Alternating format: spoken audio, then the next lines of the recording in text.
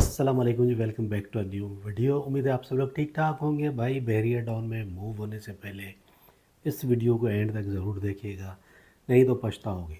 क्यों पछताओगे? बहुत सारे लोग मूव होते हैं बैरियर टाउन में, कुछ अर्सा रहते हैं, बाद में ये कहकर चले जाते कि भाई बैरियर टाउन बहुत ज़्यादा महंगा है। अभी मेरे पास जो है ना काफ़ी सारे लोगों के मैसेजेस आ रहे होते हैं, काफ़ी सारी हमारी बहनें, काफ़ी सारे हमारे भाई मैसेज करके पूछ रहे होते हैं कि भाई हमारी छोटी फैमिली है, 2 हस्बैंड वाइफ है, 2 बच्चे हैं, क्या हम बैरियर टाउन में सरवाइव कर सकते हैं? अपनी इनकम बताते हैं कि इतनी इनकम है। तो मैंने सोचा एक एक बंदे को जवाब देने से बेहतर है एक पूरी वीडियो बना देते, ताकि ज़्यादा लोगों की जो ये क्वेरी है ये उन तक इसका जवाब पहुंच जाए। तो अभी रिसेंटली बहुत सारे लोग कांटेक्ट करके ये पूछ रहे थे कि छोटी फैमिली है, 2 बच्चे हैं, 2 हस्बैंड वाइफ है, किसी के बच्चे स्कूल जाते हैं, किसी के नहीं जाते, किसी का एक बच्चा है। तो वो ये पूछ रहे थे कि कितना एक्सपेंस आ सकता है बैरियर टाउन में रहने का मिनिमम। तो आज की इस वीडियो में हम मिनिमम एक्सपेंस की बात करेंगे उन लोगों के लिए जिनकी फैमिली छोटी है। उसमें किसी के स्कूल गोइंग बच्चे भी होंगे, किसी के स्कूल गोइंग बच्चे नहीं होंगे, तो दोनों के लिए बात करते हैं। सबसे जो पहला आपका एक्सपेंस आता है वो आता है रेंट का, क्योंकि हर बंदा तो यहाँ पे आके प्रॉपर्टी ख़रीद नहीं सकता। तो जो लोग मुझसे कांटेक्ट कर रहे होते हैं वो रेंट के हवाले से पूछ रहे होते हैं। तो अगर आप रेंट पे आके मूव होना चाहते हैं तो सबसे पहले रेंट की बात कर लेते हैं। छोटे से छोटा जो अपार्टमेंट है 2 कमरे का, अभी क्योंकि बहुत सारी प्राइवेट बिल्डिंग्स भी बन चुकी हैं, उनके अंदर भी ऑप्शन आ गया है कि आप रेंट पे अपार्टमेंट ले सकते हो। तो 20,000 कम से कम आपका रेंट होता है। फिर इससे अगर अच्छे की तरफ जाते हो तो 25, 30, 40,000 वो रेंट पर बढ़ता है, लेकिन हम कम से कम की बात करें तो 20,000 अपने माइंड में रखें रेंट के। फिर मेंटेनेंस के चार्जेस होते हैं, 5-6 हज़ार रुपये आपने मेंटेनेंस के अपने माइंड में रखने। ठीक है, तो ये 25,000 रुपये आप एक साइड पे कर दो, रेंट और मेंटेनेंस। बिजली का बिल यहाँ पर जो है ना उसका फिक्स्ड है। फिक्स्ड ये है कि यहाँ पर जो यूनिट का प्राइस है वो तकरीबन 80 रुपये है पर यूनिट। कराची में जैसे होता है कम बिजली यूज़ करते हो तो कम बनता है यूनिट का प्राइस, ज़्यादा यूज़ करते हो तो फिर ज़्यादा बनता है। यहाँ पर वो सिस्टम नहीं है। अब ज़ाहिर है छोटी फैमिली होगी तो वो बिजली कम यूज़ करेगी, तो 80 रुपये जो यूनिट का प्राइस है वो आपको मैंने बता दिया है। अब कम से कम भी आप कितनी बिजली यूज़ करोगे? 150 यूनिट तो आप करोगे ही करोगे। तो 13-14 हज़ार रुपये, 15,000 आप मैक्सिमम लगा लो। हाथ रोक के बिजली यूज़ कर रहे हो तो, हाथ खोल के बिजली यूज़ करोगे तो 40-50 हज़ार भी आपका बिल आएगा अगर आप एसी वगैरह लगाते हो। तो अगर उसके बगैर आप सरवाइव करते हो एसी के बगैर और कम से कम बिजली यूज़ करते हो तो 15,000 आपने अपने माइंड में रखना है। ये उन लोगों के लिए जो बहुत ही हाथ खींच के और कम बिजली यूज़ करते हैं।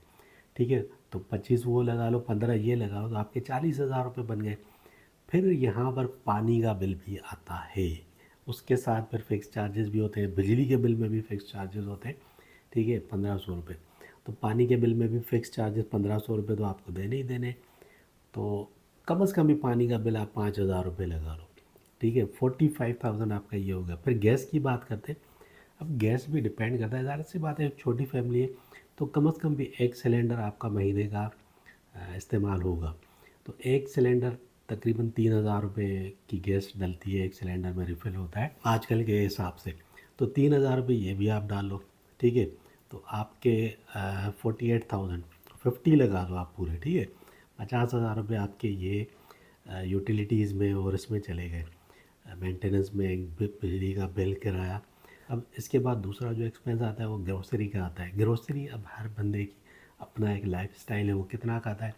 बहुत सारे ऐसे लोग हैं जो 15,000 रुपये की ग्रोसरी में भी गुजारा कर लेते हैं। काफ़ी सारे ऐसे लोग हैं जो 20-25 हज़ार की महीने में ग्रोसरी ख़रीदते हैं और 50-50 हज़ार की भी लोग ख़रीदते हैं। तो ये डिपेंड करता है। अब कम से कम की बात करें तो 20,000 रुपये आप ग्रोसरी के डाल दो, ठीक है। 45,000 वो हो गए और 50 वो हो गए और 20 आपने ग्रोसरी के डाल दिए। फिर इसके ऊपर आप 10,000 रुपये और डाल दो। दूध भी आपका आता है, सब्ज़ी भी आती है महीने में, गोश्त भी आप खाते होगे, तो ये आप 10,000 और डालो तो 30,000, 35,000 रुपये आप लगा लो ग्रोसरी के। 35 डाल दो, ठीक है, कम से कम बता रहा हूँ। फिर लोग कहेंगे कि यार इतना नहीं बनता, इससे ज़्यादा बनता है। मैं आपको कम से कम बता रहा हूँ, ठीक है। तो 35,000 रुपये आपने ये डाल दिए, 50 और 35 जाके आपके 85,000 रुपये बन गए। इसके बाद फिर अगर आपके बच्चे स्कूल गोएंगे, एक बच्चा है आपका, कम से कम 15,000 रुपये आप डाल दो, क्योंकि वो स्कूल भी जाएगा, स्कूल की फ़ीस कम से कम 8,000 रुपये आपको पे करनी है। उसके बाद उसकी जो वैन की फ़ीस होती है वो भी आप डाल दो, 7-8 हज़ार रुपये वो भी बन जाते हैं। तो 15,000 रुपये आप बच्चे के स्कूल की फ़ीस के और वैन के भी डाल दो। 1 लाख रुपया समझ लो आपका ऐसे ही जाएगा। उसके बाद आपका कन्वेंस है, अब ये डिपेंड करता है आप कार चलाते हो, आप बाइक चलाते हो। बहरिया टाउन में रहना है तो कार या बाइक होना ज़रूरी है, ठीक है। यहाँ पे डिस्टेंस ज़्यादा है, मार्केट वगैरह जाना है तो काफ़ी डिस्टेंस होता है, तो पब्लिक ट्रांसपोर्टेशन इतनी ज़्यादा है नहीं।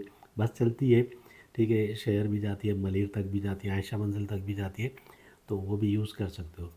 तो कुल मिला के अगर आप इसमें अपनी ट्रांसपोर्टेशन भी डालते हो, आपकी मतलब आपको रोज़ कराची नहीं जाना, अगर कराची जाना है तो फिर आपका अगर बाइक पे जाते हो तो 20-25 हज़ार रुपये आपने वो डाल देने पेट्रोल के। कार यूज़ करते हो तो आपका 1 लाख रुपया तो तकरीबन लग ही जाता है पेट्रोल में, अगर डेली आपका कराची आना जाना है और कहीं दूर के एरिया में आना जाना है तो फिर आपका ख़र्चा बहुत बढ़ जाता है। अगर आपकी इनकम है और आप बैठे बैठाए घर में या बहरिया टाउन में या करीब करीब में कहीं काम करते हो और 1.5 से 2 लाख रुपए कमाते हो तो आप बहरिया टाउन में सर्वाइव कर सकते हो एज अ छोटी फैमिली।